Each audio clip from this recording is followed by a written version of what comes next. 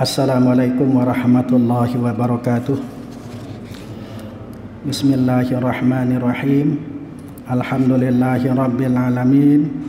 Wassalatu wassalamu ala asyrafil anbiya wal mursalin Sayyidina wa maulana Muhammad wa ala alihi wa ashabihi ajma'in wa man tabi'ahum bi ihsanin ila yaumiddin. Wala hawla wala quwwata illa billahil aliyyil azim. Qala al-muallifu rahimahullahu ta'ala wa nafa'ana bihi wa bi'ulumihi fid dharain. Thumma ila hadratin nabiyyil mustafa Sayyidina Muhammadin sallallahu alaihi wasallam wa abaihi wa ikhwanihi minal anbiya wal mursalin wa jami'il malaikatil muqarrabin alaihimus salatu wassalam wa azwajihi ummahatil mu'minin wa auladihi wa dhurriyyatihi wa alihi wa ashabihi khususan ahli badrin minal muhajirin wal ansar radhiyallahu ta'ala anhum ajma'in wa jami'i atba'ihi wasyuhada wal ulama wal awliya wal salihin wal musannifin wal muallifin wa jududina wa jaddatina wa abaina wa ummahatina wa man lahu huququn alaina ghaffarallahu lana wa lahum. Thumma khususan ila hadrati sultanil awliya'il awal sayyidi syababi ahlil jannati sibati khairil bariyah Abi Muhammadin Sayyidina Al-Hasan ibn Ali ibn Abi Talib wa akhihi syahid Sayyidina Al-Husain wa walidayhima Sayyidina Ali ibn Abi Talib wa Sayyidatina Fatimah Az-Zahra Il-Batul radhiyallahu ta'ala anhum. Thumma khususan ila muallifai hadzal kitab Kitabi Safinatin Najah wa kitabi Kashifatis Sajah rahimahumallah. Syai'un lillahi lana wa lahumul Fatihah. A'udzu billahi minasyaitonir rajim. Bismillahirrahmanirrahim. Alhamdulillahi rabbil alamin. Arrahmanir rahim. Maliki yaumiddin. Iyyaka na'budu wa iyyaka nasta'in. Ihdinas siratal mustaqim. Siratal ladzina an'amta 'alaihim ghairil maghdubi 'alaihim waladdallin. Amin. Bismillahirrahmanirrahim. Kita lanjutkan kajian kita kitab Kashifatus Sajah ini. Kita masih berkutat dalam masalah pembahasan keimanan, bagaimana kita beriman dengan benar kepada Allah Subhanahu wa taala. Di dalam kitab Kashifatus Sajah ini beliau Imam Nawawi Al-Bantani menjelaskan secara ijmal, secara global, dan kami komparasikan dengan kitab-kitab lain yang berkaitan dengan akidah Islamiyah. Di antaranya kami komparasikan dari kitab dengan kitab Kifayatul Awam, kitab Al-Jawahirul Kalamiyah. Kitab Kifayatul Awam disusun oleh Syekh Muhammad Al-Fadhili. Kemudian kitab Al-Jawahirul Kalamiyah disusun oleh Syekh Thohir bin Saleh Al-Jazairi. Dan juga kami ambil dari pembahasan kitab Sifat 20. Sifat 20 ini kitab yang berbahasa Melayu yang disusun oleh ulama kelahiran Betawi atau Jakarta yang bernama Al-Habib Utsman bin Abdullah bin Aqil bin Yahya. Kitab Sifat 20 ini sangat masyhur di kampung kita, di kampung Islam Kepaon ini. Dan orang-orang tua kita dulu sebagian besar pernah mengkaji kitab Sifat 20, termasuk diantaranya adalah kitab Rukunan yang juga menggunakan bahasa Melayu.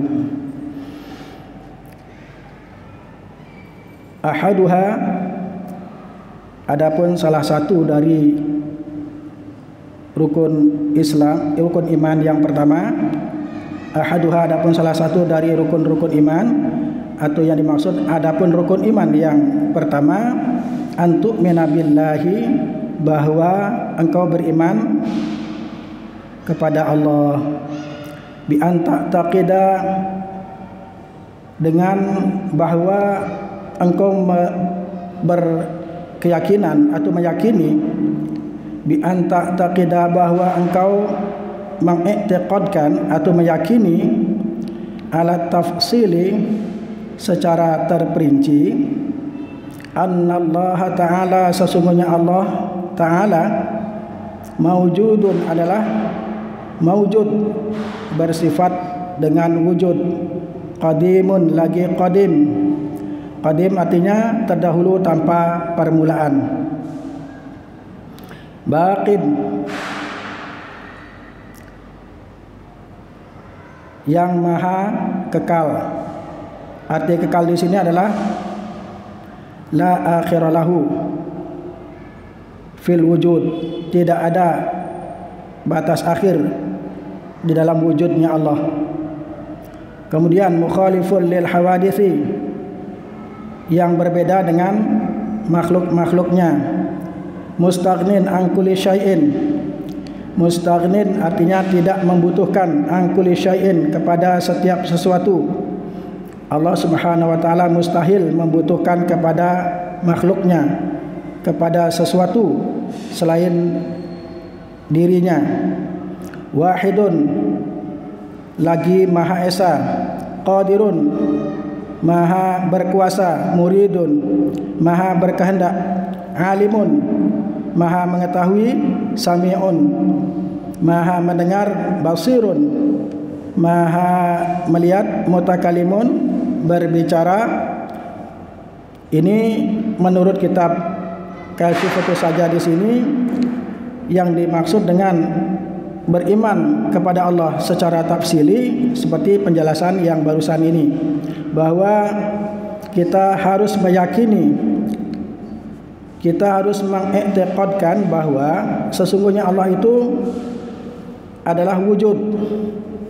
Kalau di dalam kitab Tijanud Darari dijelaskan secara rinci penjelasannya, di sana dijelaskan bahwa fayajibu fi haqqihi ta'ala al-wujudu, maka wajib atas hak Allah Ta'ala. Kata-kata wajib di sini maksudnya adalah wajib akli, wajib menurut akal, bukan wajib menurut syarak. Di sini yang dimaksud adalah wajib akli. Makanya kita diharuskan dan diwajibkan hafal dan memahami hukum-hukum akal yang tiga, yang terdiri dari wajib akli, mustahil akli, dan jaiz akli, seperti yang telah saya sebutkan dalam atau yang saya jelaskan pada pertemuan yang lalu. Mudah-mudahan bapak-bapak dan saudara-saudara masih ingat dengan keterangan itu. Kalau seandainya bapak-bapak lupa, tidak ingat lagi, bisa dilihat nanti keterangannya di dalam kitab Kifayatul Awam, atau bisa juga dilihat di kitab Sifat 20 yang menggunakan bahasa Melayu. Ya, seperti kitab yang saya bawa ini, kitab Sifat 20. Ini khusus menjelaskan tentang akidah keagamaan, akidah Islamiyah, yang membahas tentang sifat Allah yang wajib, kemudian sifat yang mustahil bagi Allah, sifat yang kalau yang di sini harus, istilah bahasa Melayunya harus itu adalah jaiz. Kalau harus dalam bahasa kita adalah sama artinya dengan wajib. Nah, bahasa Melayunya jaiz itu adalah harus. Di sini jelaskan ya, bermula wajib atas tiap-tiap mukallaf bahwa ia mengenal pada Tuhan Azza wa Jalla dengan segala sifatnya yang wajib baginya dan yang mustahil padanya dan yang harus, maksudnya yang jaiz, yang boleh padanya. Demikian pula yang wajib bagi segala rasul alaihi wassalatu wassalam dan yang mustahil dan yang harus, sebagaimana akan nanti tersebut bahwa sekalian itu masuk pada makna dua kalimah syahadat jua adanya. Di bahasa Melayu itu seperti itu. Jadi kandungan makna dua kalimat syahadat itulah adalah terdiri dari pemahaman tentang sifat-sifat wajib bagi Allah, sifat-sifat yang mustahil bagi Allah, dan satu sifat jaiz bagi Allah. Kemudian 4 sifat yang wajib bagi para nabi dan rasul alaihi wassalatu wassalam, 4 sifat yang mustahil bagi para nabi dan rasul alaihi wassalatu wassalam, dan 1 sifat jaiz bagi para nabi dan rasul alaihi wassalatu wassalam, yaitu yang saya jelaskan dulu bahwa satu-satunya sifat wajib, sifat jaiz bagi para nabi dan rasul itu adalah wuqu'ul a'radil basyariyah, terjadinya sifat-sifat kemanusiaan. Jadi dalam diri seorang nabi dan rasul itu jaiz hukumnya, jaiz menurut akal hukumnya kalau memiliki sifat-sifat kemanusiaan, karena memang para nabi dan rasul adalah juga manusia. Jadi jaiz hukumnya para nabi dan rasul memiliki sifat-sifat kemanusiaan dengan syarat allati la tuaddi ila naqsin fi maratihil aliyah, dengan syarat sifat-sifat kemanusiaan itu tidak sampai menyebabkan turunnya derajat mereka yang tinggi, tidak sampai mencemarkan martabatnya. Ya, kalau sifat-sifat manusiawi yang dapat menyebabkan turunnya martabat atau kemuliaan para nabi dan rasul, itu mustahil terjadi pada diri para nabi dan rasul. Misalnya seperti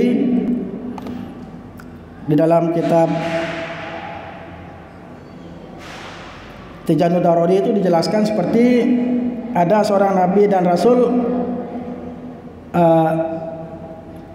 lirikan yang berkhianat. Tidak mungkin seorang nabi dan rasul melakukan lirikan yang berkhianat. Misalnya curi pandang kepada wanita yang bukan mahramnya, kepada wanita ajnabiyah, kepada wanita asing dengan syahwat, tidak mungkin. Karena itu dapat menurunkan martabat para nabi dan rasul yang tinggi, yang mulia. Tidak mungkin. Itu memang sifat-sifat kemanusiaan. Seperti kita melirik wanita lain yang bukan mahram kita, mungkin kita melihat wanita itu menarik, kemudian kita lirik atau curi pandang, itu kita.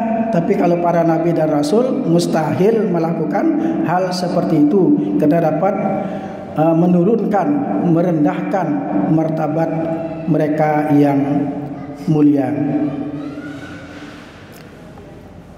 Kalau di dalam kitab Al-Jawahirul Kalamiyah itu dijelaskan seperti kal akli, seperti makan. Kita sebagai manusia kan makan, maka nabi dan rasul juga makan. Ya, wasyurbi, dan minum, wal ju'i, nabi lapar, kita juga lapar, nabi dan para rasul juga lapar. Wal atashi, kita dahaga, para nabi dan para rasul juga mempunyai sifat seperti itu, dahaga. Kemudian waqtira'il harri wal baradi, seperti merasakan panas dan dingin. Kalau ketika cuaca dingin merasakan dingin, kalau ketika cuaca panas juga merasakan panas, sama seperti kita. Karena seorang nabi dan rasul juga seorang manusia, cuman beda derajat dan kemuliaannya.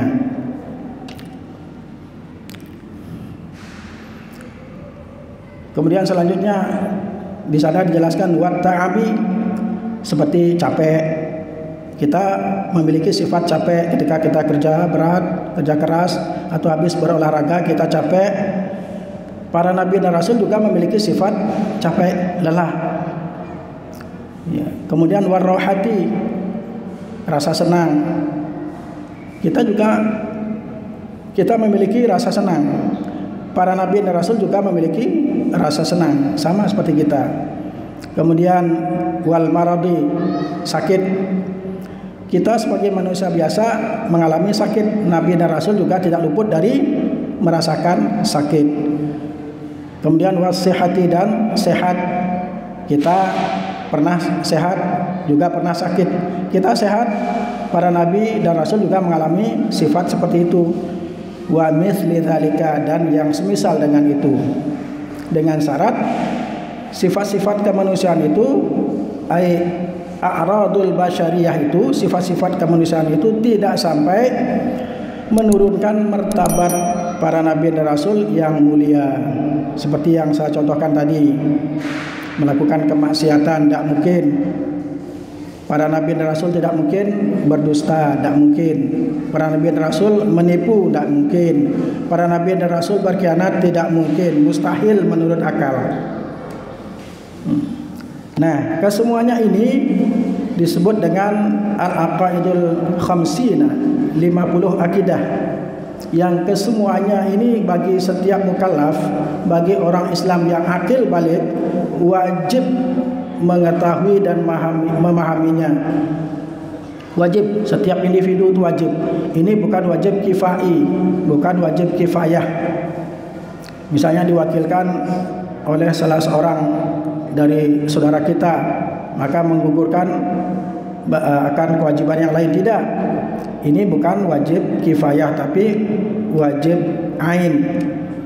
Jadi setiap diri pribadi, setiap orang Islam yang akil balik, yakni orang Islam yang sudah mukallaf, maka wajib hukumnya mengetahui dan memahami al-aqaidul khamsin, 50 akidah yang dijelaskan di dalam kitab, diantaranya sifat 20. Bisa saudara lihat nanti kitab sifat 20. Banyak loh yang punya di Kampung Islam Kapawan ini saya fotokopi ini. Saya fotokopi, dengan fotokopi malah lebih jelas saya lihat tulisannya, lebih terang. Sifat 20 ini saya kaji bersama saudara-saudara di rumah ini. Ya, karena ini, dengan ini kalau kita tidak memahami, tidak faham, tidak mengetahui dengan 50 akidah yang wajib bagi setiap mukallaf, maka kita dikategorikan orang yang belum mengenal Allah kalau kita tidak mengetahui dan memahami al-aqaidul khamsin, akidah-akidah yang 50 ini. Ini sangat berdampak kepada amal ibadah yang kita lakukan. Kalau ini kita tidak ketahui, berarti kita belum makrifat dengan Allah, kita belum mengenal Allah. Orang yang belum mengenal Allah, secara otomatis segala ibadah yang dia lakukan salah alamat, artinya tidak sah. Mardudatun itu artinya dikembalikan kepada yang beribadah. Jadi Allah tidak mau menerima ibadahnya karena dia tidak mengenal kepada Allah.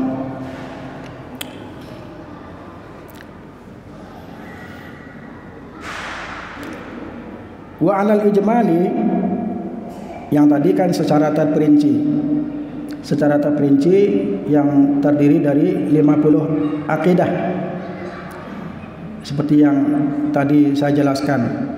Nah, ini yang secara ijmali, wa 'alal ijmali, dan secara ijmal, secara global, secara garis besar, bagaimana kita beriman kepada Allah, yaitu innalillahi kamalatin, sesungguhnya Allah memiliki sifat-sifat kesempurnaan, la tatanaha, yang tidak ada batasnya. Jadi Allah itu memiliki sifat-sifat kesempurnaan yang tak terbatas. Kita harus meyakini, mengiktikadkan bahwa Allah memiliki sifat-sifat kesempurnaan yang tak terbatas. Hanya Allah yang mengetahui. Nah, ini secara ijmal. Kemudian kita juga dituntut dari setiap akidah, dari sifat wujud, qidam, baqa dan seterusnya, kita juga dituntut untuk mengetahui dalilnya. Kalau kita tidak mengetahui dalilnya, keimanan kita tergolong iman taklid. Iman taklid. Yang dimaksud dengan iman taklid seperti yang dijelaskan di dalam kitab Kifayatul Awam yang disusun oleh Syekh Muhammad Al-Fudhali. Beliau mengatakan bahwa wa amma taqlidu, dan adapun taklid atau iman taklid maksud beliau, dan adapun iman taklid wa ayya'rifal aqaidal khamsina, bahwa seseorang itu memahami, mengetahui akidah-akidah yang 50 yang barusan saya jelaskan tadi. 20 sifat wajib bagi Allah dia tahu dan tahu maknanya. Kemudian 20 sifat mustahil bagi Allah dia tahu dan dia tahu maknanya. 1 sifat jaiz bagi Allah dia tahu, yaitu fi'lu mumkinin au tarkuhu, dia tahu maksudnya. Kemudian 4 sifat yang wajib bagi para nabi dan rasul dia tahu. 4 sifat yang mustahil bagi para nabi dan rasul dia pun tahu. Dan 1 sifat jaiz bagi para nabi dan rasul dia juga tahu, tapi tidak mengetahui dalilnya. Maka ini yang dimaksud dengan iman taklid. Karena di sana dijelaskan di dalam kitab Kifayatul Awam, walam ya'rif laha dalilan, dan dia tidak mengetahui dalilnya, ijmalan atau tafsilan, baik dalil secara ijmal, secara global, maupun secara terperinci dia tidak tahu. Maka imannya adalah iman taklid. Maka bagaimana dampak atau akibat dari iman taklid itu? Fakhtalafal ulama'u fihi, kata kitab Kifayatul Awam. Maka ulama berselisih di dalam iman taklid ini. Jadi iman taklid ini adalah imam yang diperselisihkan ulama akan keabsahannya. Wa qala ba'duhum, dan sebagian mereka ulama ahlu tauhid mengatakan la yakfit taqlidu, tidak cukup taklid itu, tidak cukup. Artinya tidak memadai iman taklid itu. Bahkan di sini ditegaskan dalam kitab Kifayatul Awam, wal muqallidu kafirun, dan orang yang bertaklid di dalam akidah, di dalam keimanan adalah kafir. Kafir itu artinya terhijab. Terhijab artinya orang itu belum mengenal Allah. Wa dhahaba ilaihi Ibnul Arabi was-Sanusi, dan yang berpendapat di antaranya ulama yang berpendapat bahwa orang yang bertaklid di dalam akidah itu masih tergolong kafir adalah di antaranya Syekh Ibnul Arabi dan Al-Imam As-Sanusi. Beliau termasuk ulama Ahlussunnah wal Jamaah yang sangat hati-hati di dalam masalah tauhid atau akidah. Kalau kita tidak ingin keimanan kita masih dalam perselisihan ulama akan keabsahannya, maka kita harus berupaya minimal sampai tingkatan iman ilmu. Jadi iman yang didasari dengan ilmu, artinya kita memahami akidah-akidah yang 50 beserta dalil-dalilnya. Di antaranya saya jelaskan, dan selanjutnya bisa dikaji nanti di kitab-kitab yang lebih jelas pembahasannya. Di antaranya fayajibu fi haqqihi ta'ala al-wujudu, maka wajib pada hak Allah Ta'ala adalah sifat wujud, artinya ada. Wa dhidduhu al-adamu, lawannya atau kebalikan dari sifat wujud adalah al-adam. Adam itu artinya tidak ada. Tidak ada ini sifat tidak ada, itu mustahil bagi Allah. Allah mustahil tidak ada, karena Allah wajib ada. Wa dalilu ala dzalika wujudu hadhil makhluqat. Nah, ini dalil aklinya ini. Dalil akli dari sifat wujud. Dan bermula dalil atas sifat wujud itu, maksudnya dalil akli, dalil yang berdasarkan akal adalah wujudu hadhil makhluqati, adanya alam semesta ini, adanya makhluk-makhluk ini. Dengan adanya makhluk ini, orang yang berakal akan mengambil kesimpulan bahwa alam semesta ini tidak akan mungkin ada kalau tidak ada yang mengadakan. Artinya dia berkeyakinan bahwa alam ini ada karena ada yang menciptakan. Ini dalil aklinya. Tidak mungkin ada sesuatu kalau tidak ada yang menciptakan. Kemudian dalil naklinya dari sifat wujud adalah dalil yang diambil dari Al-Quranul Karim, yaitu tepatnya di surat As-Sajadah ayat yang keempat, ayat 4 dari surat As-Sajadah, yaitu wallahu alladzi khalaqas samawati wal arda wa ma bainahuma, dan Allah yang menjadikan 7 lapis langit dan bumi dan apa saja yang ada di antara keduanya. Itu contohnya pengetahuan tentang sifat-sifat Allah disertai dengan dalil akli dan dalil naklinya. Nah, kalau pengetahuan kita sudah sampai di sini, maka kita insya Allah terkategorikan iman ilmu, ilman yang tidak diperselisihkan lagi, yang sudah tidak diperselisihkan lagi keabsahannya oleh para ulama. Kalau kita masih di iman taklid, maka keimanan kita itu ada yang mengatakan sah dan ada yang mengatakan tidak sah. Yang mengatakan sah itu beliau mengatakan sah disertai dengan maksiat atau berdosa. Sah tapi berdosa. Sah gini imannya tapi berdosa. Berdosa kenapa? Karena tidak memperdayakan akal yang telah dianugerahkan Allah. Tidak menggunakan akalnya untuk mencari dalil dari sifat-sifat Allah, baik yang wajib maupun yang mustahil maupun yang jaiz.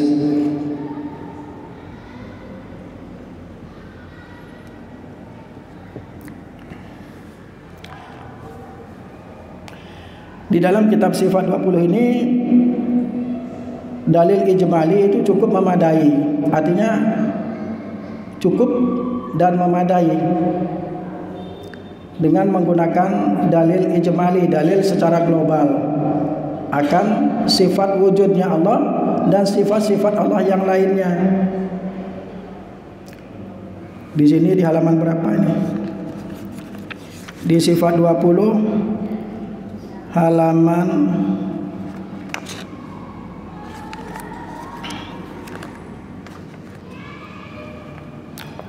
di halaman 3. Nah, ini adapun artinya dalil, yaitu barang yang menunjukkan atas kebenaran sesuatu. Jadi sesuatu yang menunjukkan atas kebenaran sesuatu itulah yang dimaksud dengan dalil. Adapun dalil wujudnya Allah Ta'ala dengan segala sifatnya,